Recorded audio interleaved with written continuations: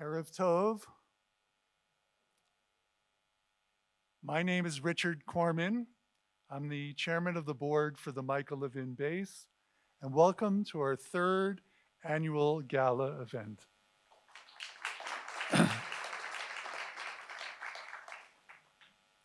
Nes Gadol Haya Po.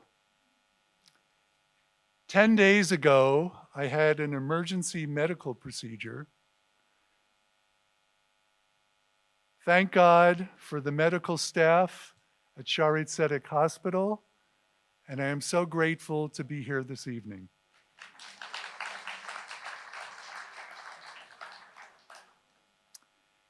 When Bonnie Rosenbaum, Lizzie Noach, and I launched the Michael Levin Base about 4.5 years ago, we thought if we build the organization, they will come. I'm happy to share with you that we are now serving 3,000 young men and women who serve the state of Israel.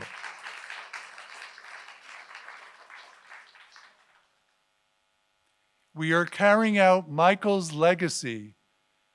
Michael was a lone soldier and unfortunately was killed in the Second Lebanon War. But Michael always had a dream that he wanted to provide for future lone soldiers, that they would have a place to come to, a place that they could call home, with extended family that they can turn to when they had a problem. And it's because of Michael's spirit and inspiration that we are thriving and expanding. And I would like to pay homage to Michael's parents, Harriet and Mark, who serve on the foundation board in the United States that bears Michael's name, the Michael Levin Lone Soldier Foundation. They gave us the seed money and continue to fund us so that we can operate and provide the vital programming and vital services that we do every single day. Thank you so much.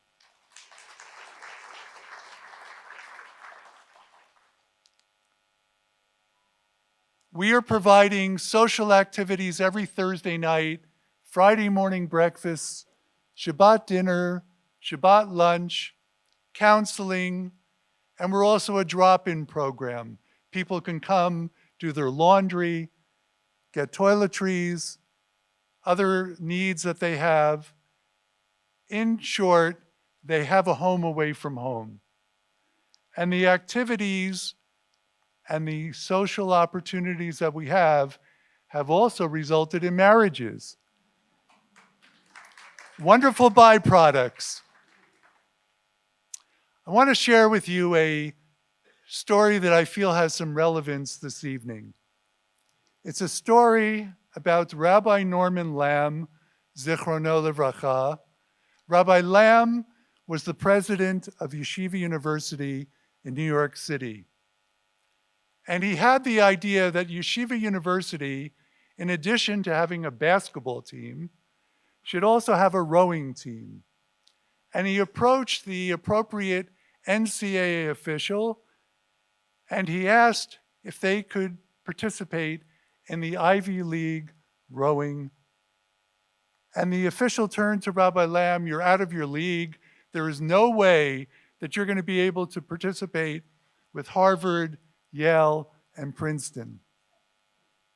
But you couldn't convince Rabbi Lamb otherwise.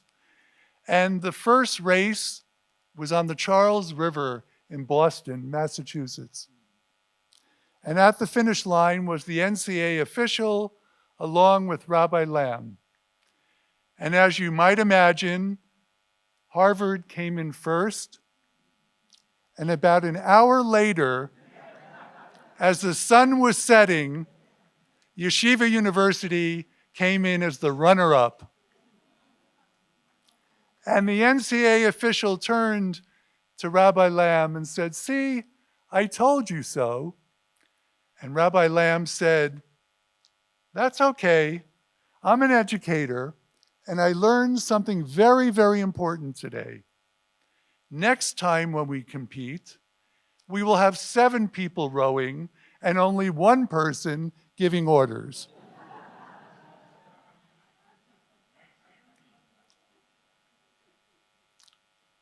So why is this relevant this evening?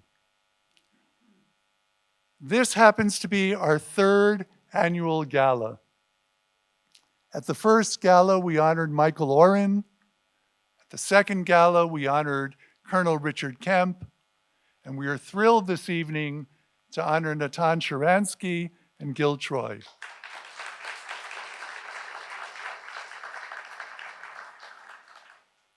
But the previous galas were held in the spring. And we thought that if we planned it for the fall, surely the war would be over. And folks, everyone in this room and everyone on the live stream around the world knows that unfortunately Israel is still at war and our hostages are still not free.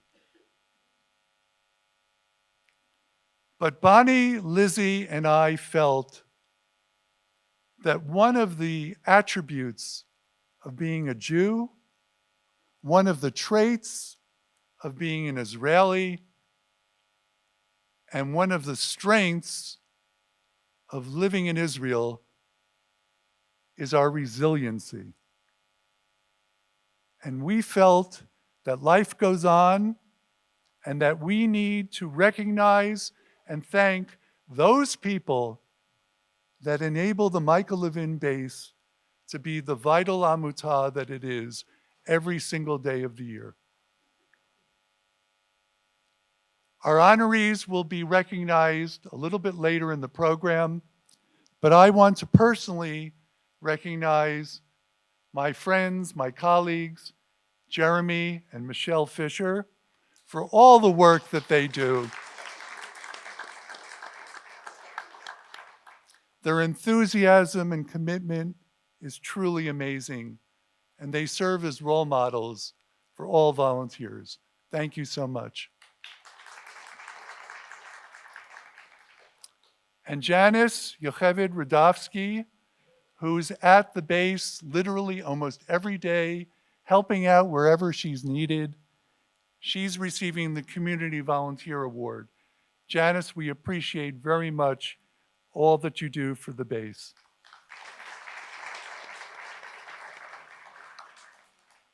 And Ellie Klein and Gav Feigenbaum, a lone soldier and a lone B'nai Shirut. Most people who are Chayalim Bodedim and B'nai Shirut avail themselves of the programs and services. Here are 2 young people that wanted to give back, which is so commendable, and it really speaks volumes about their character and how much they believe in our organization. Thank you so much.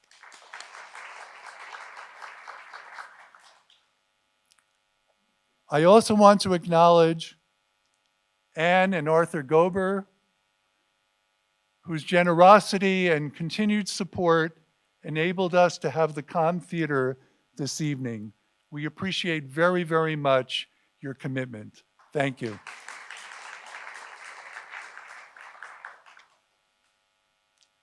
We are very fortunate to have 2 very capable, enthusiastic, and devoted co-directors, Bonnie Rosenbaum and Lizzie Noach.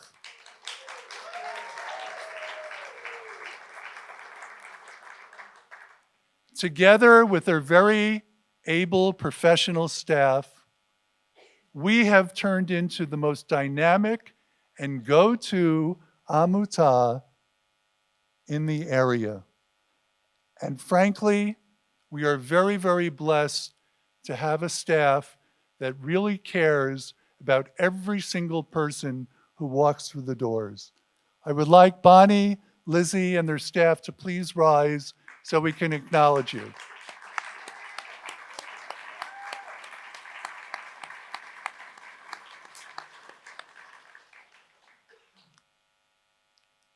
We also have an amazing board, 16 people who roll up their sleeves, who give of their ability, their financial resources, and open doors literally around the world.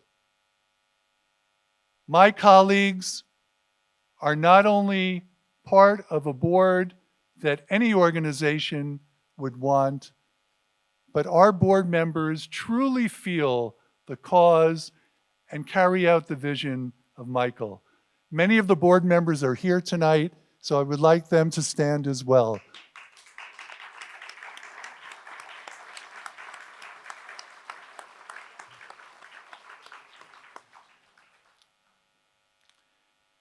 So I mentioned that this evening the theme really should be resiliency. And there's no better person that embodies resiliency than Natan Sharansky.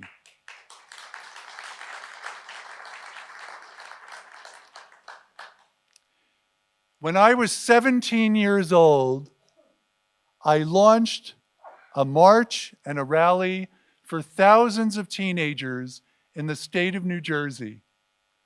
And we had the US senators and the governor there to free Natan Sharansky, refuseniks, and those Soviet Jews that wanted to leave the former Soviet Union.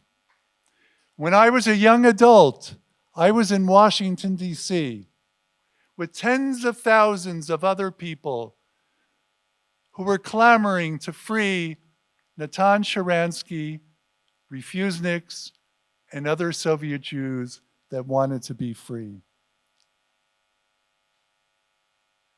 After spending 9 terrible years in prison, some of which were in solitary confinement, Natan was allowed to come to Israel and be reunited with his beloved wife, Avital.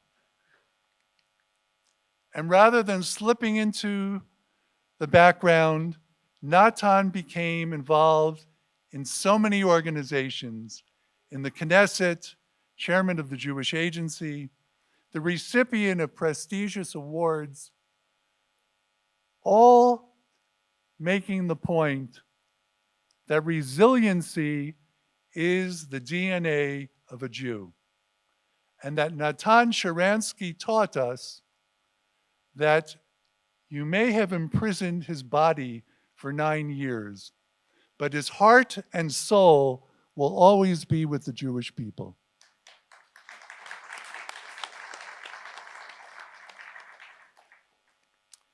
Gil Troy.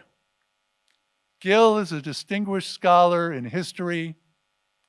He's a proud Zionist and has advocated for Israel with his talents of writing, speaking.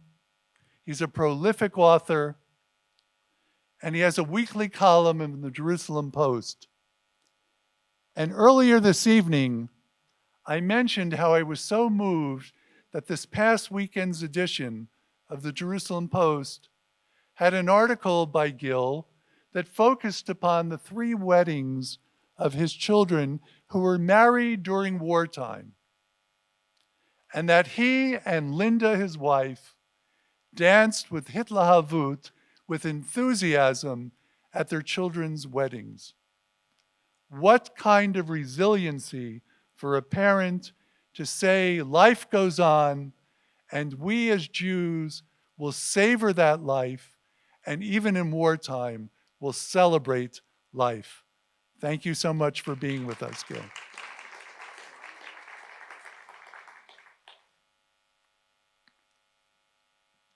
We are thrilled that this evening that our MC is Andrea Finger. Andrea has lived in 5 different countries, but thankfully calls Yerushalayim her home, and now lives in Yerushalayim. With a background in education, Andrea has been a major supporter of the Michael Levin base for several years.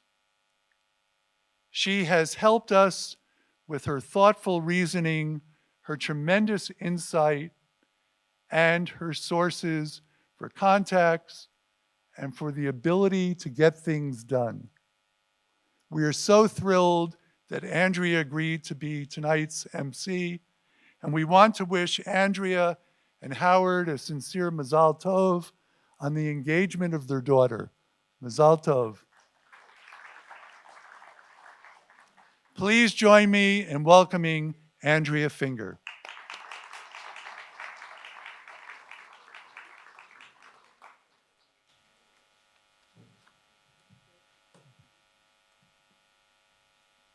I have to confess, it's rather embarrassing. I just realized that I've actually lived in 6 countries, so it doesn't say very much about my educational background.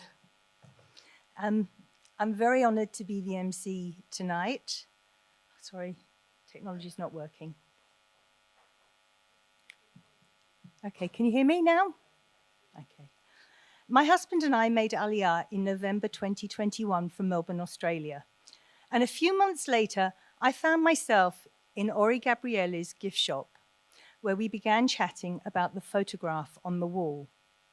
It was an image of Michael Levin, and this was my introduction to this amazing organization in which we are all here tonight to celebrate and support.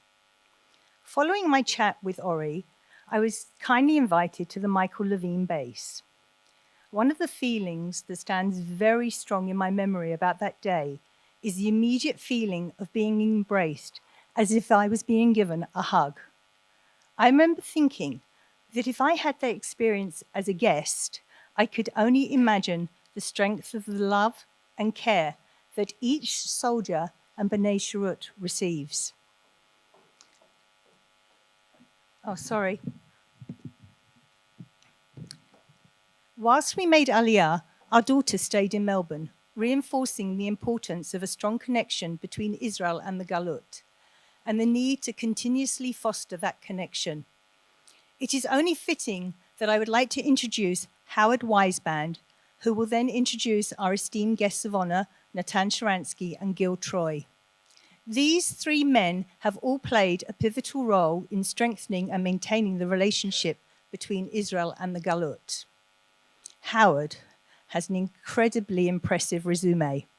He is a fellow and board member of the Jerusalem Center for Foreign Affairs and serves as treasurer and board member of Report Incorporated, the American entity for NGO Monitor. I could continue to list his roles and accomplishments, but the one role that resonated the most for me and on which he is currently focused, and I know very proud of, is to be a better Ben Zug, Abba, and Saba to his beautiful family here in Jerusalem. Please welcome Howard Weisband.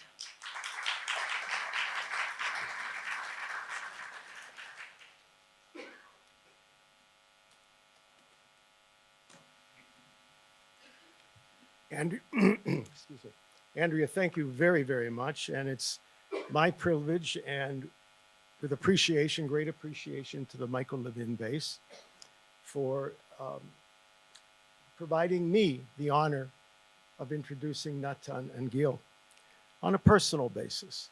I'm not going to read their extensive biographies. You have those. But I want to mention a few things as I've gotten to know these 2 gentlemen that I would like to share with you as I've gotten to know them and work with them. In addition to the multiple books and articles that each has authored, Natan and Gil co-authored the most recent book, Never Alone, Prison, Politics, and My People in 2020. A 1-line description found on Amazon following the title says, a classic account of courage, integrity, and most of all, belonging. Richard, you spoke about resiliency. Very, very much so. But first comes belonging. And then, in my opinion, would come the resiliency. Like many of us, I knew, and that's the concept I'd like to share with you, the belonging.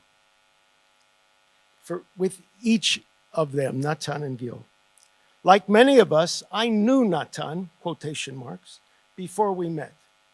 In Memphis, Tennessee, as executive director of the Jewish Federation there, before our Aliyah, I worked with others locally and nationally, as many of us did, in the Free Soviet Jewry movement.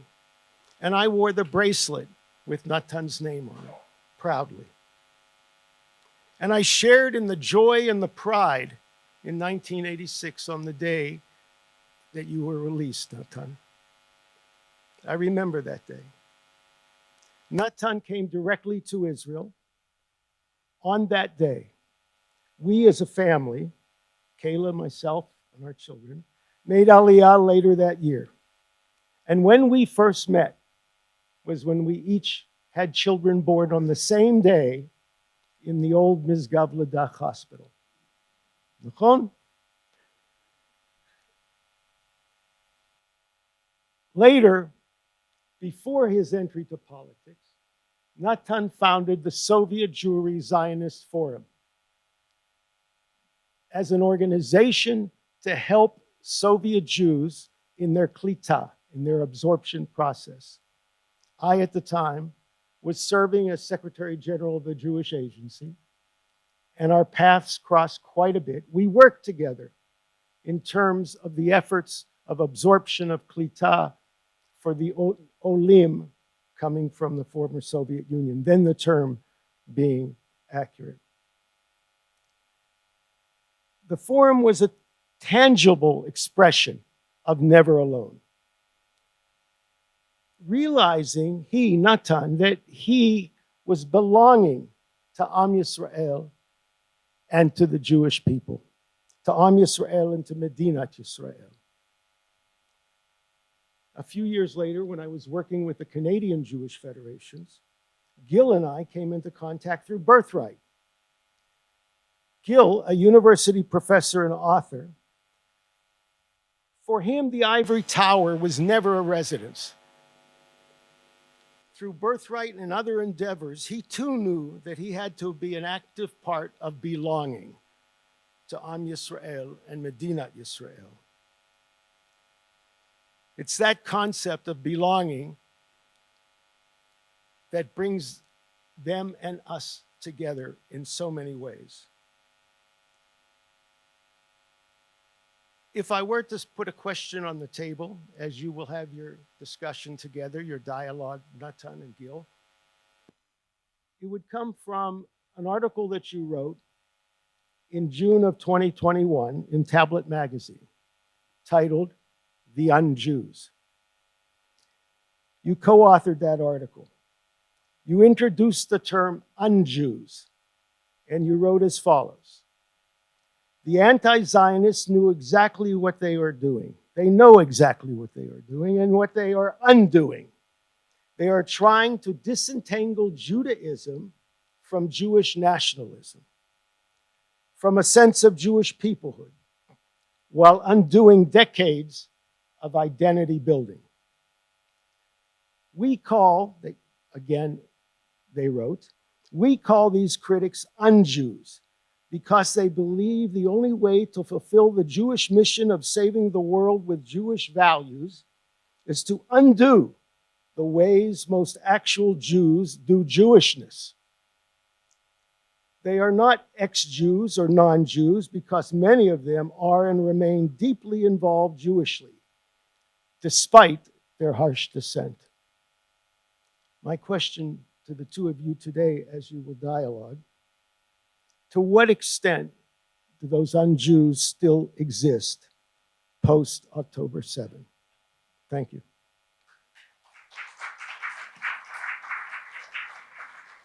Erev Tov. What an honor it is to be here and feel the love and the patriotism and the devotion. Lo muvan me'elav. We take your generosity for granted. It's just a part of the Jewish soul, a part of the Zionist DNA. But as an outsider, as an American historian, when I flip the switch and look from the outside, I go, wow, what an amazing thing. And what an amazing story about Michael Levin. We have a man here who hates being called a hero. He went to the John F. Kennedy School of Insouciance. When John F. Kennedy was a young man and he was on PT 109 and his boat sank and he swam to safety, tugging with his teeth another young sailor to safety. And then they made a big deal about it, and they say, "You're a hero." He would say, "I'm not a hero. The Japanese sank my ship." And Natan always says, "I'm not a hero. I just had to stand up to the KGB, because that's what you do." But Michael Levin was a hero. Every one of those lone soldiers is heroes. When you started this 4.5 years ago, some might have said, "What do we need this for? Why do we need to bring people from abroad?" And since October 7th, it's so clear what you're doing. It's so clear how important it is. And it's so clear how those young heroes are saving us. So I want to honor those heroes. I want to honor Harriet and Mark, who launched this endeavor. I want to honor Michael, whose inspiration has led so many people down his path, and so many people, therefore, to save other lives. Because we know that our soldiers save lives every day. They're protecting us, they're defending us, and they're defending not just us, but defending Western civilization. And I want to thank you, because it's this partnership that makes it all work. So, Howard, hallelujah. You do it very well. Continue. Howard teed us off. So tell us, Natan, about Anjus. Why people were very offended. You know, these people who say, "Oh, in order to have a real relationship with Israel, we have to criticize Israel." And then when we criticized them, they went, "How dare you criticize us?" Yeah. Tell us a little bit about 2021, May 2021, when you wrote this article. Well, that was another war in Gaza. Unfortunately, each time we were not finishing it. And another wave of indignation. And you remember there were some, not simply members of Jewish community, but the activists, some rabbis, a number of respectable people in Jewish life who were writing letters that they want to have nothing in connection with this Zionist entity which dares to take the name of Israel. One rabbi, she explained to me that for 2,000 years, Jews were building their identity, not without Israel, and we have now to learn how to build our identity without Israel, because Israel tries to take us away from real Jewish values, from Tikkun Olam, and so on and so on. At some moment we felt that we have enough of it, that we are too far, that we cannot continue to pretend that we all together building Jewish community. And then, by the way, well, going a little bit further, but because it was asked how it changed after the war. During the war, a few months ago, 500 Colombian students, Jewish students, wrote a letter, which I believe is almost like turning point in the struggle in the campuses that we both are involved very deeply. And they wrote in this letter, and everybody signed his or her name, and everybody who was in Colombia in these days, I was there on 3 days ago, and before I was a few months ago. You must really have courage to in Colombia going through the crowds to say that you're Zionists. It's unbelievable courage. So they are writing there. We are Jews. We are Zionists. Zionism is part of Jewish identity. And we demand from the administration, from the government, and so on, to defend, in accordance with American law, to defend us in our identity as we understand it. So I really, the problem that we identified then, that people are trying to declare that their Jewishness can be built only without Israel. That it's too explosive to try to keep it together.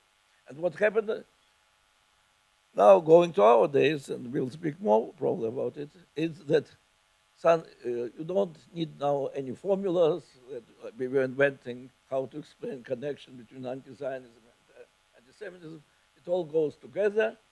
Zionism and Jewishness, Tikkun Olam, and belief in the universality of Jewish values, and to the contrary, that anti-Semitism and anti-Zionism also are very close allies in this struggle. We've been so inspired by those students and by so many students. You know, the stories about the anti-Zionists, but these young people who really just walking down with a kippah or, God forbid, a hostage sticker is a real act of courage. And they have a kind of courage that our kids, our holy kids, don't need. Because when our kids come home from the front, everybody says, Kol hakavod, gives them firgun, gives them support. And these students are really alone. Before we get to their inspiration, let's talk a little bit about this crazy phenomenon of anti-Semitism. You grew up in the vast prison camp called the Soviet Union. I will say that it's so strange because I grew up in the vast playground called North America. He grew up in the vast prison camp of the Soviet Union. I spent the 1980s studying history at Harvard. He spent the 1980s making history in the Gulag. He always points out that means that he has moral clarity and I don't. And what's amazing is how much we agree on so many fundamentals. So you come out of this world of anti-Semitism, you come out of this dictatorship, you come to freedom, and then you visit Harvard, Rutgers in the early 2000s, and you discover anti-Semitism?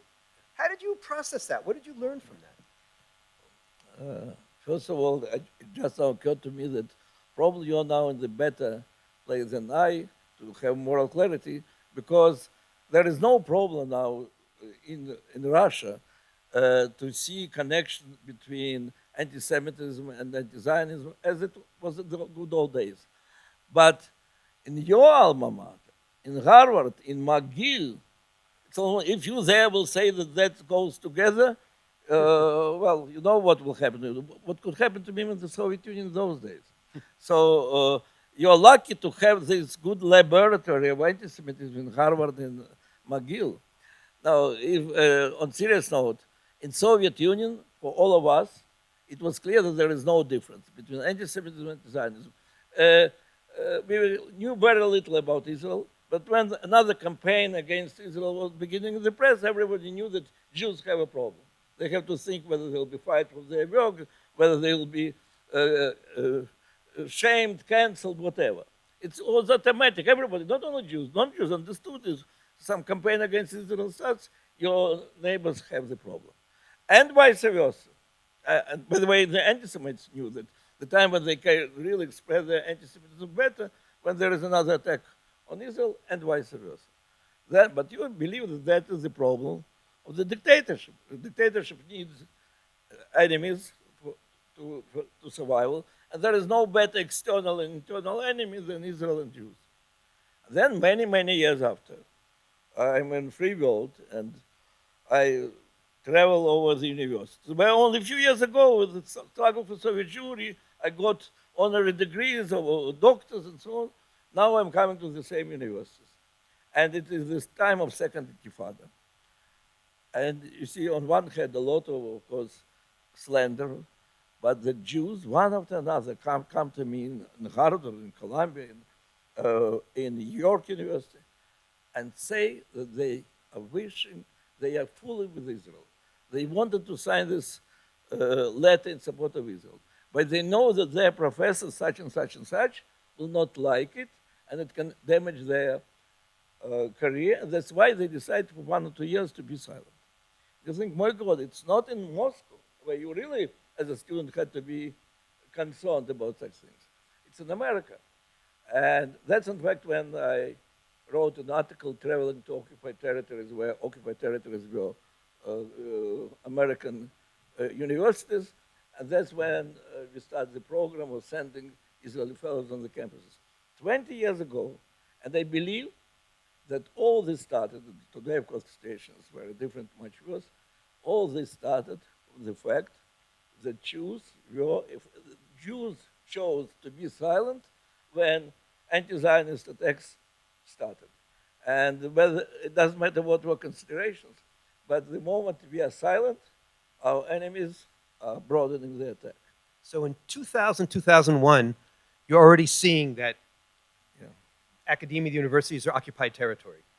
And that's, by the way, when I had my moment where I realized that I couldn't just be Gil Troy, American historian, despite the fact that I get great reception at Greek restaurants and a lot of Helen of Troy jokes, but I have to stand up. And I always tell our students that it's the mirror test. You look in the mirror, right? We unfortunately have raised a generation of students and we say, look over your shoulder. What are they thinking about you? We have to raise a new generation, like Michael, to look in the mirror and say, who do I see in the mirror? And what do I stand for? And I think that was the test that you faced in the Soviet Union, and that's the test that unfortunately our students have to face again and again. How do we help them? What do they need? What are the tools that we can offer them? Well, as Howard said, and we are speaking about it all the time in our life and in our books, this sense of belonging. That is the moment when Jews have to feel that they are part of the much bigger story, and that these attacks, it's only minor thing in the great history that you are proudly part of. And it's minor price that you have to pay for being part of the story. And as we both know from our experience, and we wrote about it a lot, when you discover that you are part of this unique history, and people, the country, and it gives you so much strength that you can stand against everything. I just saw in New York the head of New York Federation, and he told me that they made a study. 47% of Jews strengthened their Jewish connection since the war started. Since October 7th. We'll think it's a huge figure. And we all the time we speak how disconnected Jews and how they assimilated. It's all true. But this tragedy reminds everybody what a great history we have and how it is important to be together. We can survive as a people with our memory, with our history, with our future, only together. They're calling this the surge. And there really has been we focus on the Peter Beinarts and the haters and the self-haters, but we have to focus on the main group, the 47% who have said, no, wait a minute, I'm standing up, this is important to me. And it's quite moving. You know, we didn't coordinate this, Richard, but Natan just invited me to be on a committee that he's chairing on resilience. Yeah. And we call this the jujitsu, take the negative and turn it to the positive. Right? They call for revenge. What's the Michael Levin story? We call to rebuild. Yeah. And that's resilience. That's our power. And that's why we'll win, because we're people of light, not dark. We're people of life, not death. And everybody wants you to chair this committee on anti-Semitism, that committee on anti-Semitism. Let's lean into the theme of the evening. Why a committee on resilience? Well, first of all, when there is a problem you don't know how to solve, you create a committee. I thought that was just in the Soviet Union. Yeah. But and the Jewish world. But really, what we have now in the universities, let's say there are 500,000 young Jews in American universities. And not suddenly, we were watching, following this process, but it turned into the most unwelcoming, most unpleasant, almost like something that smells with pogrom for Jews whose parents are paying $100,000 in order to enjoy this pogrom. Yeah? And instant reaction, well, for 1,000 years, before we had the State of Israel, was to hide, to make everything that people will not notice. And by the way, there are many people who took off their mezuzah in New York, in Manhattan, not speaking about mezuzahs on the campuses where really there can be physical assault. Well, some professors from Columbia old lady, told me that she's afraid for her physical security. And in this situation, we all want not simply to help to young Jews, that they will go through this strengthened. The question is, what are the sources? What are the methods? What are the tools which Jewish Agency has, which Jewish federations have, which we Jews have to stand against this? And I have to say that we are lucky, was say in Israel, we discovered that we have unbelievable young generation. We didn't know. We knew about our families. We didn't know that we have such a strong, patriotic, noble, thinking big, uh, young generation of heroes.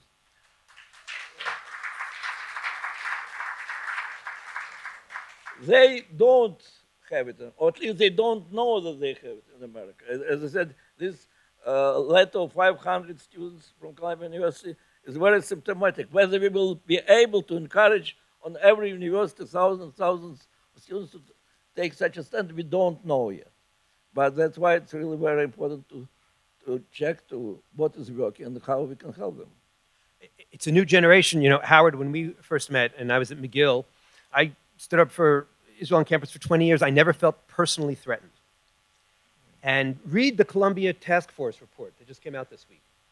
It's chilling. A young woman puts up a mezuzah on the door, and then people are banging every night, so she leaves the dorm. I can't make this stuff up. Students told the only good Zionist is a dead Zionist by their dorm mates, by their roommates. There's a viciousness, there's a lack of decency, and people say, oh, well, let's do another DEI-style training. I say, no, you've got to raise them to be mensches. You've got to raise them to be bnei Adam. And I said, most depressing was not only these hooligans, but then not one of the 500 people who reported to that task force talked about one person standing up and intervening and saying, hey, what are you doing to my friend? What are you doing to my roommate? How dare you? And so we are alone. But what's the message of our book? You're never alone. And the origin of that title is we originally signed a book contract for 999, because Natan says I was 9 years in the Gulag, 9 years in Israeli politics, 9 years in Jewish agency. I don't know where I suffered most. I know, in the government. In the government. But I was worried because 999 might make our German friends think we're too negative. 999 might make our evangelical friends think we're devil worshipping. They might look at put it upside down, it'll be 666, which is the devil. Just like problems. And I'm with a friend in Los Angeles, David Suisse, who runs the Jewish Journal, and I say, what? We're looking for a title. He says, well, tell me a story of the book. And one of Natan's amazing stories is that day after day, the KGB and the Gulag, the vast Soviet prison system, is saying you're abandoned, you're forgotten. He said, no, I knew I was never alone. He was always with his wife, despite the fact that they were separated for 12 years. He was always with you, so many of you who stood up. He was always with King David, he was always with Hashem, he was always surrounded. And you all know, because you're involved in the Jewish community, that when you're part of the Jewish community, they never leave you alone. We'll talk about that in group therapy afterwards. But that's the power of never alone. And that's our message to the next generation. Well, it reminds me, well, a few days ago, speaking in New York on the evening of Lord Zaks, I was, and inevitably all the conversation was about situation after, during the war. And I was asked, what you think, there is a lot of Jews who are angry. What they're angry for? They said, as to Israelis, it's clear. In the end, we all are angry on ourselves. Israelis are angry how it can be that we were so arrogant, so unprepared, how it can be that we lived with one image of our state, about our army and so on, then now we have to live in different reality. So, angry on Prime Minister, on the head of Amman. In fact, everybody is angry that we, Israelis, were not prepared. We saw the world different. And now we have to make tikkun. As to American Jews, you look at many American liberal Jews, and practically every Jew believes that he or she is liberal, of course. So they are angry how it is that all these organizations, liberal organizations, betrayed them. I asked Ivy League students, a group from all Ivy League, which activists, Jewish activists, which of the organizations that you, as Hillel, built relations in the last years, which of these organizations expressed publicly their sympathy and solidarity with you after what happened, after this most awful pogrom in history? There are so many human rights and women's organizations that you worked all the time, as your own cause. And they thought only one, Yale University, found Federal Society of Berkeley. It's like evangelists of academical world. They're the only students' organization from all this Ivy League that, but not privately, everybody was interested in what's happening, but that publicly took a stand in solidarity of Israel. So they really feel themselves abandoned. And I said, look, when you have very strong Jewish identity, when you feel yourself part of your people, and that's what our book is about, you are never alone. But when all your Jewishness is replaced by Tikkun Olam, there is no roots. There is only, we are Jews because we are for better world. And if it is only Tikkun Olam, that in the end, you are alone. And that's exactly what happened with those who thought that it's enough to be liberal, you don't have to be Jew, and everything will be okay. Now they're alone. And we, because we are not separating it, our desire to see the world free, and our desire to be part of Jewish family, we are never alone. It's stunning if you think about it. If we had met here on October 4th or 5th, and we were talking about Jewish kids on campus, we'd say, oh, their identity is so weak, so diluted. Oh, feminists. Maybe we can learn from feminists. Maybe we can learn from young women. They have Me Too. They have zero tolerance for gendered violence. They understand what it is to have a strong female identity and strong female pride. And on October 7th, what happened? Despite it being Shabbat, they scrolled through the same information, and young Jews understood, this is happening to me. This is directed at me. And many of them, not all, of course, many of them stood up. And too many, not all, but too many feminists said either it's not happening, or this is what colonialism looks like. This is what liberation looks like. Rape is resistance. All of a sudden, they threw out their identity and forgot. But you're giving us a formula for Israel, too. People are so pessimistic these days. But you're talking about here that there's a certain izun, a certain balance, a certain way of thinking that actually might be the secret to our success and a way forward. Isn't that one of your central messages? Israel, again, many people in Israel, in fact, felt that anti-Semitism is not their business. It's that, frankly, and Howard remembers better Jewish agency 30 years before me, but anti-Semitism because Jews are not making Aliyah, so they have this Soros anti-Semitism. What it has to do with us? And of course, as we just now saw, there are so many Jews abroad who felt that anti-Zionism, it's only because Israel has bad government or Israel doesn't do this. And if I'll only build my Jewish pride disconnecting from Israel, everything will be okay. I think and we were fighting against this all the time from both sides, that Israel has to give place for all the Jews, and Jews have to understand that Israel is inevitable, the most important part of their identity. Here came the war. And here we see how we can face this awful challenge.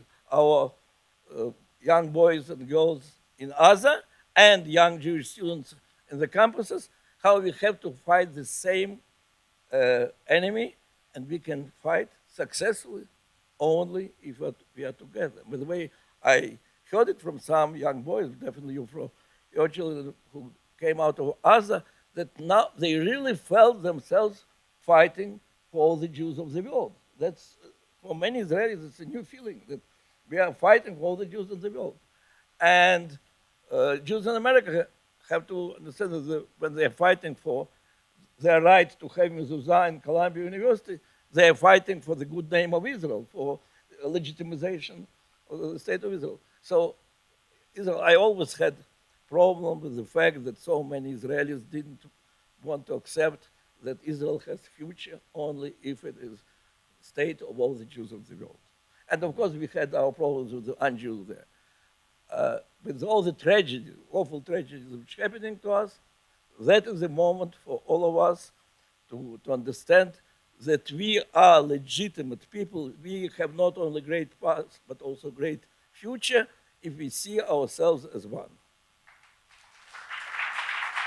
And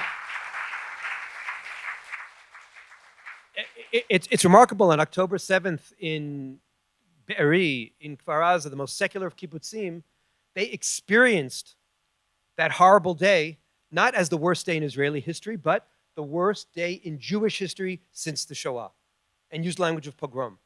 They saw it. They saw the glee in the eyes of the maimers, the kidnappers, the rapists, the murderers. They saw the glee and recognized it as a glee of anti-Semites. But what happened, I call it October 7.2? Within minutes, so many Jews, left and right, religious, non-religious, scrambled. And Israelis saved Israel that day. The government let us down. We, in many ways, let ourselves down. Sahel temporarily let us down. But Israelis fulfilled the Zionist dream and the Zionist commandment of defending ourselves and building for a new day and fighting when necessary, but dreaming and building always. And that's the message. And that's what Michael Levin did when he was home enjoying himself and had a perfect excuse not to show up, not to come back. But he came back and paid the ultimate price. And so many holy warriors that day of October 7th did exactly the same thing. And with your help, we'll continue to build a better world. We'll continue to do the jujitsu. We'll continue to fulfill Natan's dream of togetherness and unity and balance. Am Yisrael Chai.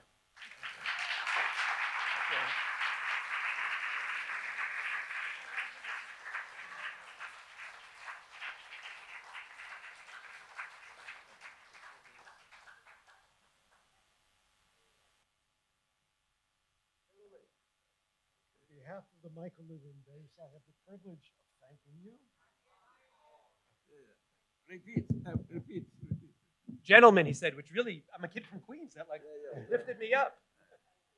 On behalf of the Michael Levin base for lone soldiers and lone Banot Shirut, I have the privilege of thanking you, of bringing a message of resilience, of belonging, of Am Yisrael Chai.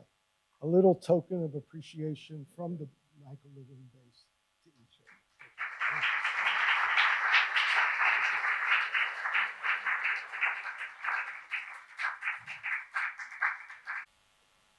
Wow, certainly plenty to think about. We're now going to have a short film presentation of a day in the life of the Michael Levin base. I'm not convinced that this is every day, because I'm sure every day is very different.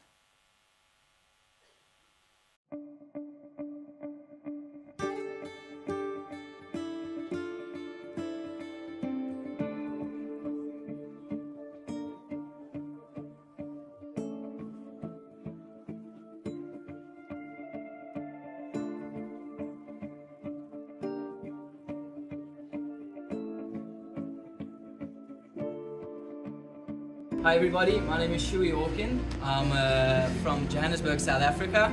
I'm currently serving in Givati, in a Gdud called Rotem. This place here, the Michael Levin base, this is a place I come to once a week.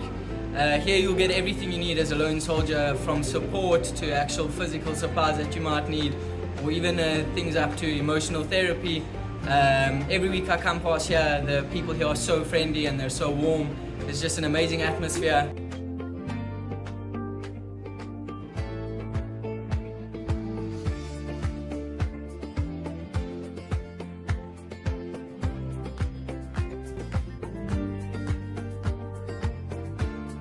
Hi, my name is Ragnall. I made Aliyah from England about 4 years ago. I served as a paramedic in the combat unit, and the base has saved my life in every single way. Everything I own is from the base. Every meal I've had is from the base. They're just my family, and I wouldn't be here without them. Happy Thanksgiving! Thank you, base!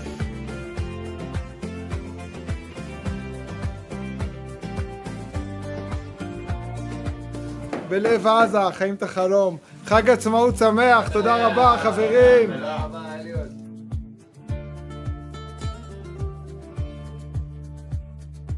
My name is Jonathan Lambert. I'm a lone soldier here from Israel. I serve in combat engineering, both in Sadir and also in reserves. I want to say thank you to the base that helped me so much throughout this past year with reserves, not having a stable job. And needing some of the kind of extra help and extra things. So always I know the base is a place to come to get whatever I need.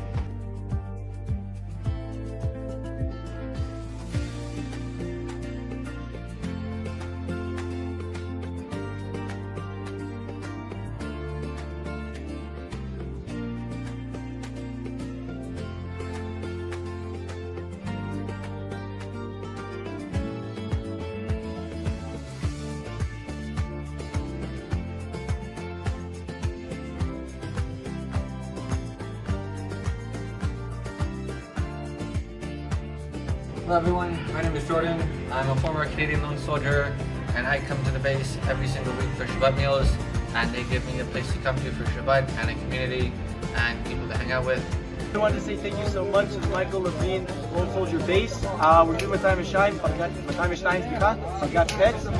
We have Chaylim Bodedim from Canada, England, New York, Los Angeles, Israel, Boston, Spain.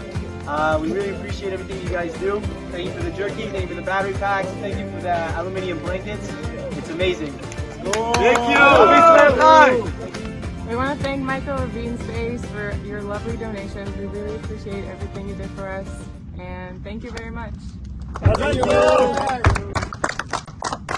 תודה רבה לבסיס של מייקל לוין על התרומה של השטוקרים, על השימחתם. תודה רבה, תודה רבה. יאללה, יצאנו.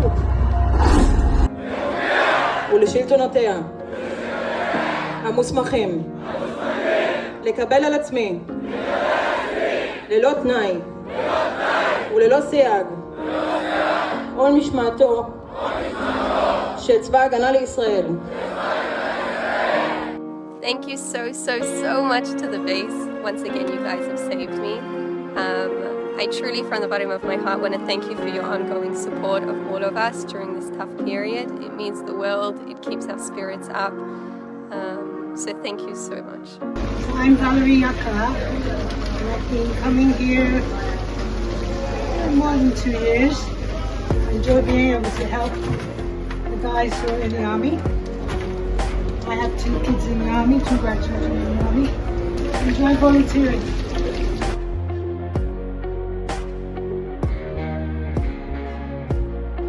Hi, my name is Shlomo. I currently serve in Gala, and I just want to say thank you to the Michael Levin Base. You guys do really amazing work.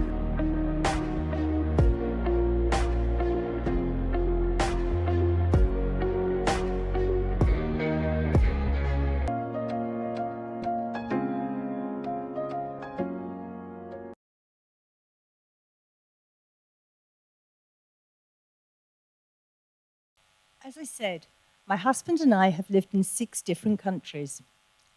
Each time we became strangers in a new land, needing to find a new home and make new friends. We quickly learnt that home is not a place, but it is the people and the community that you surround yourself with. You are only a stranger until you meet another. As a result, it has always been important for us that our home remains open, welcoming and supporting new faces. The Michael Levin Base does just that. It is a home away from home, welcoming and supporting the B'nai Shirut and the brave lone soldiers who come to defend our country. It is a community and a family that ensures no one feels like a stranger in this land, and its values and success is proven by its continuous growth. We've already outgrown our current home. Every room seems to have boxes in it, with tables folded up from when the chiropractor comes to visit. If anybody knows of a building going spare, or any ways that they can help us, please see Richard, Bonnie, or Lizzie afterwards. We really need the help. We're just bursting at the seams. Something else that the Michael Levin Base does, it's not only the young people that they help. I know through a friend of mine whose son came as a lone soldier, and she would often phone up the base. And Lizzie, Bonnie, and Yoni take the time to make the parents feel that they're part of the community and that they know that their children are being looked after, which is very important, and especially in the last few months. So that's something else that the base does. It opens up not just to the children, but to the parents, so they know that their children are part of a strong community. Since March, we've added an incredible 500 new participants to the WhatsApp group and opened 3 new divisions. The Hebrew-speaking groups continue to grow, and the program has expanded to include Russian, Spanish, and French-speaking groups. In fact, the Russian group has become so popular that through the Michael Levin base, there are now Russian groups that meet in Tel Aviv and Haifa. These new language divisions help these lone soldiers and B'nai Shurat connect with their peers in their mother tongue, as well as integrate and widen their network of friends with others from the different countries. The base is now open 7 days a week, almost 24 hours. It's not unusual these days for there to be 3 different programs running in 3 different locations on the same night of the week. This includes well-attended Shabbat activities and meals. Before we begin the awards ceremony, I feel I must acknowledge the amazing staff at the base, whose abilities and commitment to manage everything whilst always being open, available to everyone is absolutely astonishing. Thank you to the entire team. You're absolutely amazing.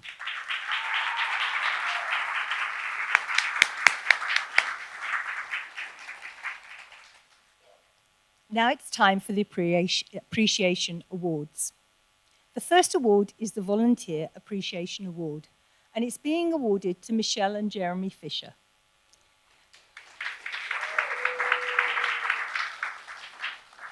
Jeremy is the technical guru, handling all of the behind-the-scenes technical requirements, including, even though he denies this, the website, but submits and the e-cards. Michelle oversees the Accounting and Finance Committee. In this role, she has a view of the financial demands and needs to maintain the services and programs so critical to our success. If you were to count the number of suitcases and kilos that the Fishers have personally carried back here from London over the last year, you would have thought that Michelle and Jeremy had taken on the restocking of the supply cupboards as their own personal responsibility.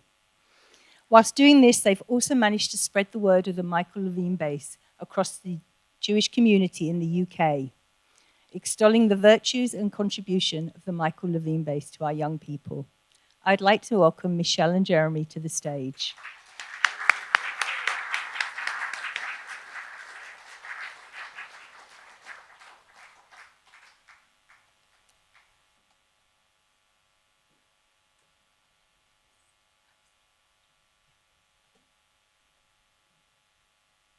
Thank you, Andrea, for your kind remarks, and good evening, everyone. Jeremy and I made Aliyah from London in June 2016 with very little thought into how our lives would turn out here. We followed our children and our grandchildren to live in Israel. We had no idea that 14th of September 2016 would be such a momentous day for us. But that afternoon, we joined a Nefesh B'Nefesh walking tour of Jerusalem. Also on the walk were Richard and Jean Corman, and they took us under their wing and were very helpful with advice and tips on the Aliyah process, and we became firm friends. So when Richard, Lizzie and Bonnie decided to form the Michael Levin base in February 2020, and Richard was putting the first board together, he invited me to join the board as the member responsible for accounting and finance. I'm a qualified chartered accountant, that's a CPA for the Americans in the audience, and I had been looking for volunteering opportunities to use my accounting skills as I had retired from being a partner in my UK practice. To be able to prepare our management accounts, budgets and forecasts and keep a watchful brief on our financial controls is a real pleasure for me, and it means that I can use my lifetime of accounting skills for a wonderful cause. It also means that our donors have comfort that their funds are being properly used and our costs are controlled as much as possible so that very little is used on administration. Similarly, Jeremy is by profession an actuary and a computer expert, having part-owned a company in the UK which wrote and developed pensions software. He's been in charge of our Purim and Rosh Hashanah e-card campaign since we started it in Purim 2021. For him, he's not only using his existing computer skills, but also learning new ones and helping to refine our website too. Each year, the campaign becomes more sophisticated, and he is very excited about the 5785 Rosh Hashanah e-card campaign that will launch later this week, because it will offer many new user-friendly features. So please, everyone, do sign up to send Rosh Hashanah cards to your friends and family and try out the new super-duper technology.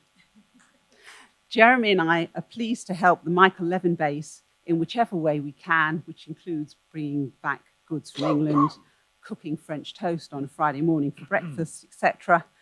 And we're very glad to put our professional skills to good use. And for us, this is never a chore and always a pleasure.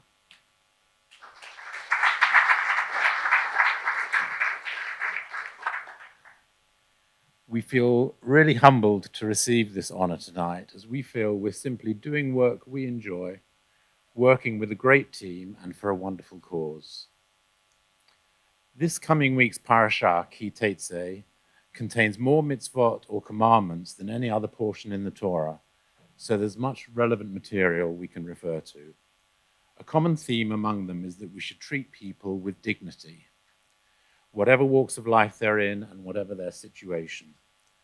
Interestingly, we learn this from examples given about kindness to animals. A famous example of this is the verse describing the requirement to send a mother bird away before taking her eggs. This is meant to spare her the pain of seeing her offspring taken away, thus teaching us compassion.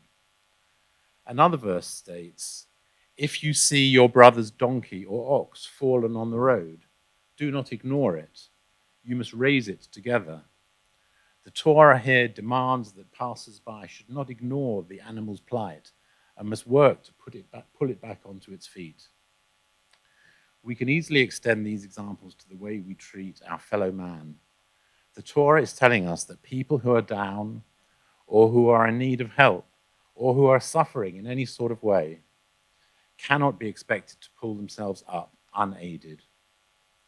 This is especially important for those soldiers and B'nai and B'not Sherut who are here alone without the close support of their families. We're all here to help them stand up and regain their balance.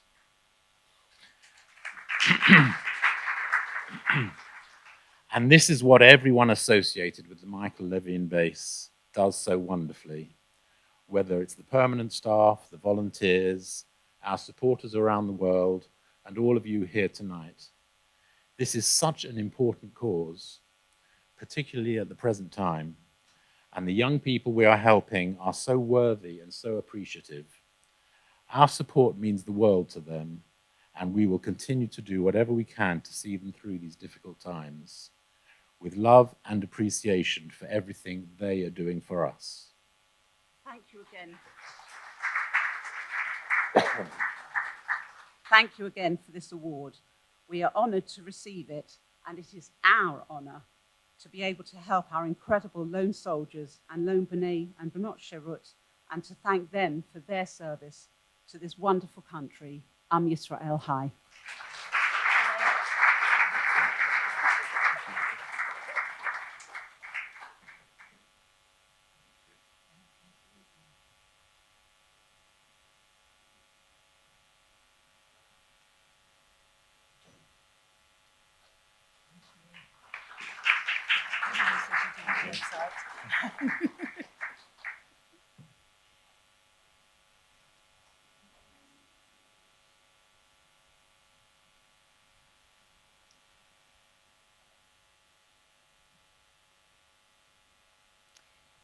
The Volunteer Community Appreciation Award goes to Janice, or as some of you know her as Yocheved, Radovsky.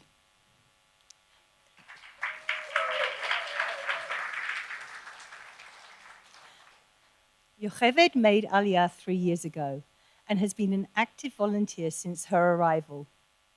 Her prior experience as a foster parent in the United States has brought invaluable expertise to the base, allowing everyone to better understand the difficulties young people have in integrating into new environments. Yocheved, you have made a huge difference to so many people. And as with many others, Yocheved expressed how her volunteering helped her integrate into life in Israel. I would like to call Yocheved Janice to the stage.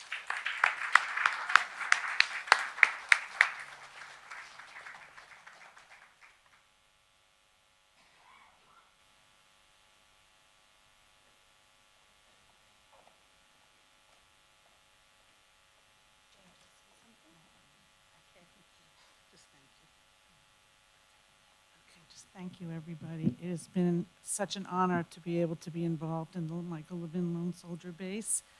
And I suggest that, louder, anybody who wants to join and come, everybody is welcome, and they always appreciate all the hard work. So thank you so much. I'm honored. Thank you.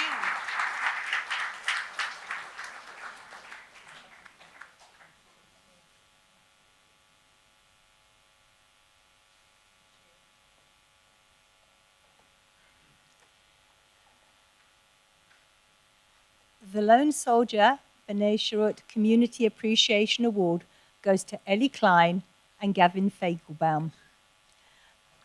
As you can see in the program, there's the little bit about them is very impressive. Both made Aliyah in 2022 and are now giving back to the base. Ellie began her service in a surgical unit in a small hospital, but after the war started, she worked in the missing and captive unit in the Tel Aviv Prime Minister's office. She completed her service in Tel Aviv and Jerusalem, but is still an ongoing volunteer at the Michael Levin base. And the base remains her home away from home. Gavi joined up, enlisted in December 2022, and he currently serves in Tikshuv, fixing, installing, and maintaining radio communication equipment. Gavi also spends a huge amount of time helping at the base. Thank you to both of you. I'd like you to come and receive your awards.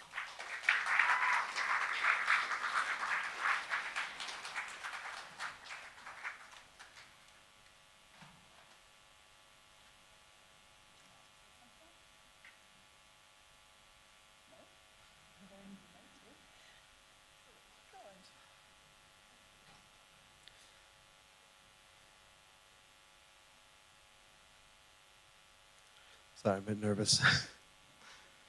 I seem to have written a bit in my bio, but clearly it wasn't very clear. I apologize for that. Oh, you can't? Sorry about that.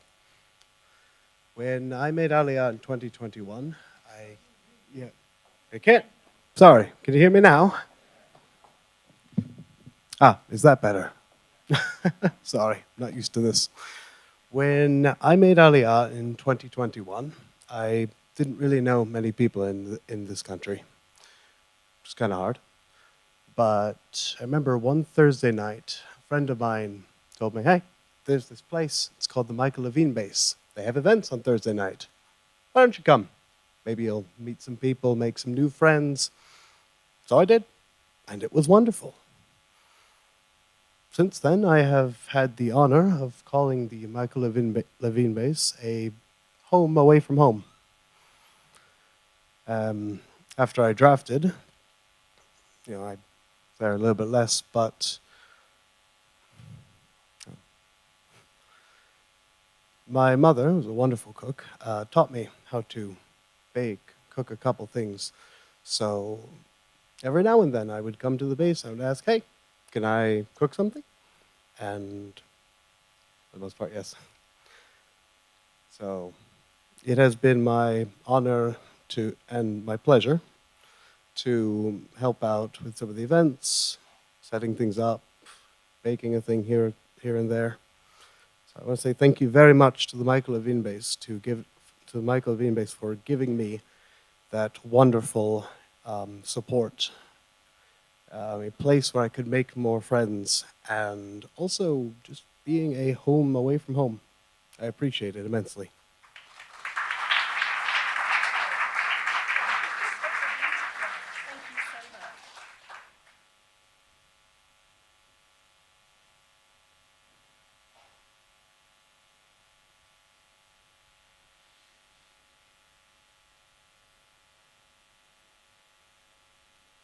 Hi, I'm like,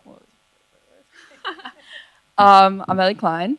I moved from Detroit and then to Tel Aviv, Jerusalem, then to Tel Aviv. I started off in the gastro unit, surgical unit in Miskavadach, and I figured out very quickly that was not for me. Nor do I think any 19-year-old girls want to be in the gastro unit. But I decided pretty early on that I wanted to leave, but I didn't have the courage to do it, especially navigating in a foreign language. To tell people this isn't working for me is really difficult. And then when I started coming to the base, I came before the war, and to have people recognize that you're unhappy in a foreign country means a lot. But to have those same people tell you that you can do more means a lot more. And so I switched to working in Matea Chatufim. And yeah, that push I wouldn't have done it with. And also, I was having this conversation with a friend where a lot of people after every day at work, they can just go home and they can sit on the couch and stuff. And they can have someone make you a coffee or things like that. And for a lot of Bodedim, they don't have that option at all. And for you to come to the base and just sit on the couch and talk to people in English, because for most of my service, I didn't really speak any English. That's something really, really important and really meaningful. So, thank you.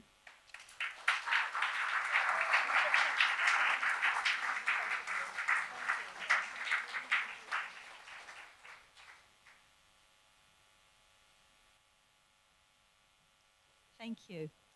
Before I hand over to Richard for the closing comments, I just want to say thank you to everybody who is involved in the VASE. In any way that you volunteer, please give yourself a round of applause. Thank you. It's really appreciated. This time next year, I'm sure we'll be in a bigger hall, hopefully a bigger building with even more young people coming to the base. Thank you all for your support. Now I'd like to introduce Richard.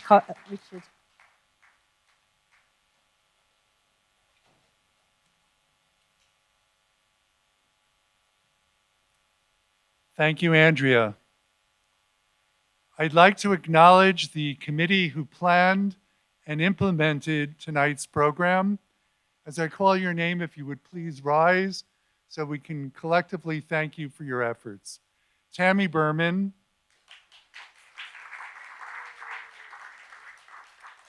Ann Gober, Ruth Malka Javosky, Miriam Devora Kurtzer, Janice Radofsky, and Leah Weinberger. And again, I want to thank Lizzie and Bonnie, who's worked with the committee in making tonight happen. So I would like to conclude with a short vignette that really sums up tonight's program. There are three men who are working, building a building. And a visitor comes by the work site and asks each of the three laborers, "What are you doing?" And one laborer said, "I'm earning a living." And then the visitor turned to the second laborer, "And what are you doing?" And he said, "Well, you can see I'm laying bricks." And then the visitor turned to the third laborer, "And can you please tell me what you're doing?"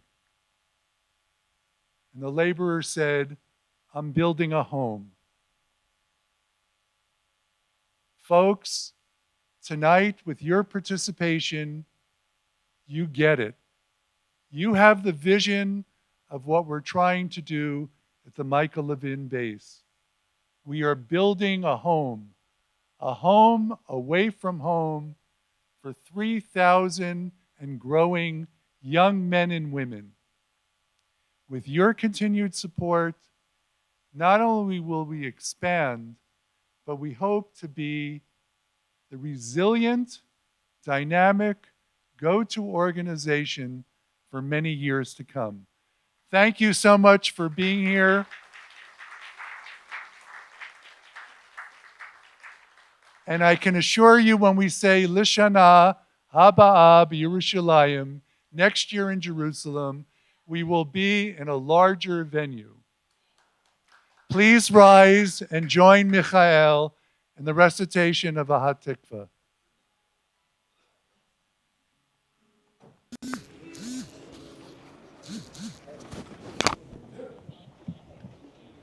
Good evening. Okay.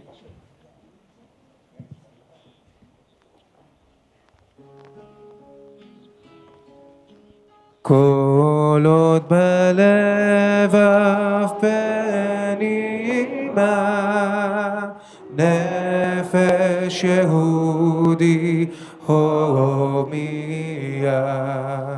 ולפתי מזרח קדימה עין לציון צופיה עוד לא אבדה תקוותנו, התקווה בת שנות 2000, להיות עם חופשי בארצנו, את ציון ירושלים. להיות עם חופשי בארצנו, את ציון ירושלים.